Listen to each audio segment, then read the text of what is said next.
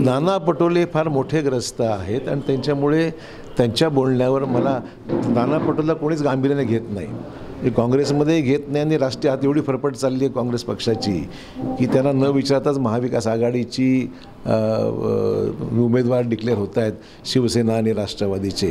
मग त्यांची तरी अस्तित्व काय म्हणून त्यांनी दाखवावं. सर विजय वडेट्टीवार असे म्हणतात की आता अशोकराव चव्हाण भाजपाची भाषा बोलत होते, काँग्रेसमध्ये तो काँग्रेसची भाषा बोलायची. बरोबर आहे. ज्या पक्षात त्या पक्ष निश्चित राहिलंच पाहिजे ना.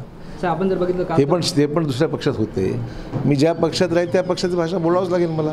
एकंदरीत पाहिले साहेब तर मराठा समाजात चांगलाच रोष आपल्याला काल दोन्ही पाहायला मिळाला. रोष वगैरे काही नाही आहे, सगळं व्यवस्थित आहे, काही रोष वगैरे नाही आहे. सर हिंगोलीच्या जागेवरून धुसफूस पाहायला मिळते, भाजपानं असं करा. तो त्यांचा अंतर्गत विषय आहे, शिवसेनेचा अंतर्गत विषय आहे. मला त्यात काही भाष्य करायचं नांदेडमध्ये पण शिंदेकरांना बैठक घेतली, चिखलीकरांना मदत करायची नाही असं आवाहन केलं बैठकीत. तो त्यांचा विषय असा आहे की महाविकास तुमची जर युती आहे महाराष्ट्रामध्ये तर युती धर्म सगळ्यांनी पाळला पाहिजे.